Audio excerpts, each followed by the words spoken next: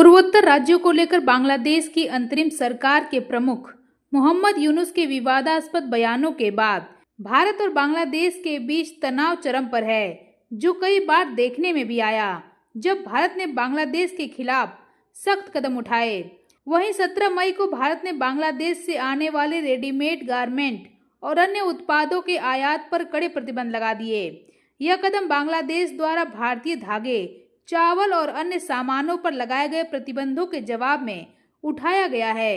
भारत ने असम, मेघालय, त्रिपुरा, मिजोरम, पश्चिम बंगाल के फुलबारी और चांगरा बंधा जैसे पूर्वोत्तर के भूमि बंदरगाहों के माध्यम से बांग्लादेशी सामानों के प्रवेश पर रोक लगा दी है।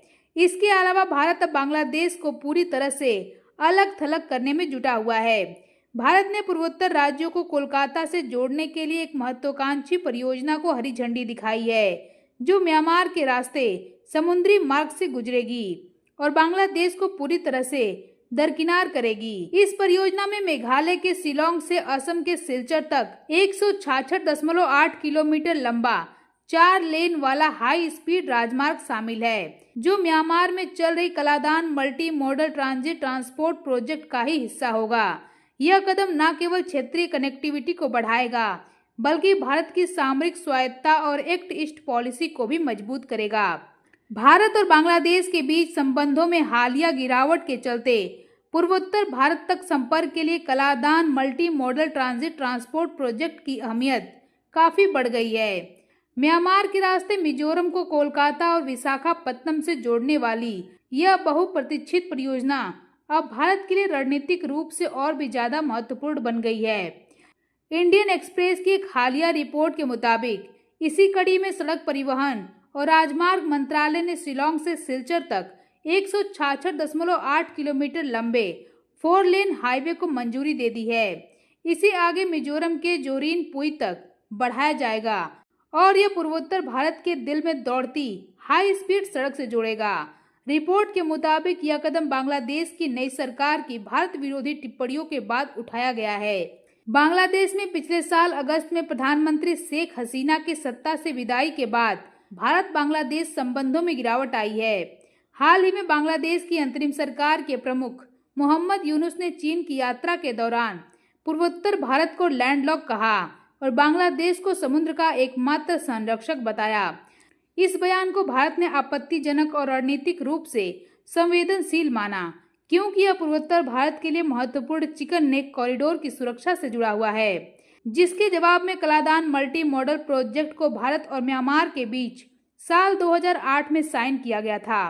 इसका उद्देश्य म्यांमार के रखाइन राज्यों के सितवे पोर्ट से मिजोरम को जोड़ना है, ताकि भारत के पूर्वी बंदरगाहों, विशेष रूप से कोलकाता से माल को मिजोरम तक कम से कम समय में पहुंचाया जा सके।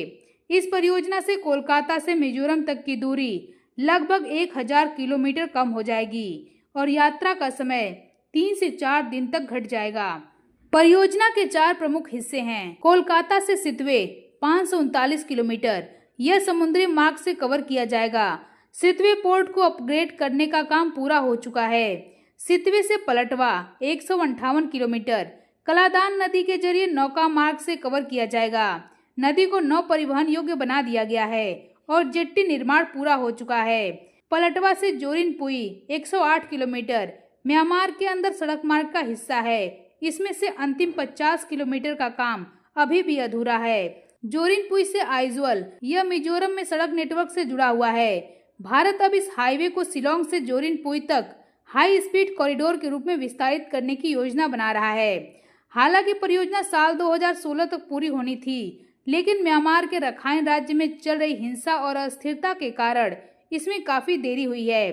साल 2021 में म्यांमार में हुई सैन्य तख्तापलट के बाद से देश में गृह युद्ध जैसी स्थिति बनी हुई है। इंडियन एक्सप्रेस की एक रिपोर्ट के मुताबिक साल 2024 की एक रिपोर्ट के अनुसार म्यांमार की सेना केवल 21% भूभाग पर ही नियंत्रण रखती है, बाकी क्षेत्र विभिन्न जातीय गुटों के हाथ में है। परियोजना वाले क्षेत्र पर मुख्यतः अराकान आर्मी यानी कि अब रखाइन आर्मी का नियंत्रण है, जिसे यांगून की सैन्य सरकार एक आतंकवादी संगठन मानती है।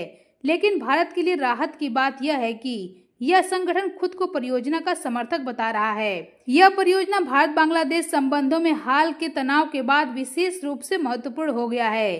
बांग्लादेश की अंतरिम सरकार के प्रमुख सलाहकार मोहम्मद यूनुस के पूर्वोत्तर पर दिए गए बयान को भारत ने चुनौती के रूप में लिया। प्रधानमंत्री नरेंद्र मोदी ने अप्रैल 2025 में बैंकॉक में बिम्स्टेक शिखर सम्मेलन के दौरान मोहम्मद यूनुस से मुलाकात की और उन्हें ऐसी विभाजनकारी बयानबाजी देने से बचने की सलाह दी। Kaladan multi modal transit transport project यह भारत को बांग्लादेश की अनुमति के बिना पूर्वोत्तर तक माल और संसाधनों की निर्बाध पहुंच प्रदान करेगा। आर्थिक विकास को देखा जाए तो यह परियोजना पूर्वोत्तर को भारत के पूर्वी बंदरगाहों खासकर कोलकाता और विशाखापत्तनम से जोड़ेगी, जिससे व्यापार और वाणिज्य को बढ़ावा मिलेगा। सिलचर, मिजोरम, त्रिपुरा, मणिपुर और बराक घाटी के लिए यह एक महत्वपूर्ण प्रवेश द्वार के रूप में उभरेगा। इस परियोजना से भारत की ईस्ट इंडिया पॉलिसी को भी मजबूती मिलेगी, जिसका उद्देश्य दक्षिण पूर्व एशिया, विशेष रूप से म्यांमार और आसियान देशों के साथ आर्थिक और सामरिक संबंधों को बढ़ावा देना है। वहीं बांग्लादेश में चीन का बढ़ता प्रभाव, विशेष रूप से बेल्ट एंड रोड इनिशिएटिव के तहत भारत के लिए चिंता का विषय है। यूनुस की चीन यात्रा के दौरान 2.1 अरब डॉलर के निवेश और कर्ज के वादे ने भारत की चिंताओं को और बढ़ा दिया। कलादान प्रोजेक्ट भारत को म्यांमार और दक्षिण पूर्वी एशिया में अपनी स्थिति मजबूत करने में मदद करेगा और दक्षिण एशिया में भारत के वर्चस्व को और भी ज्यादा मजबूत करेगा।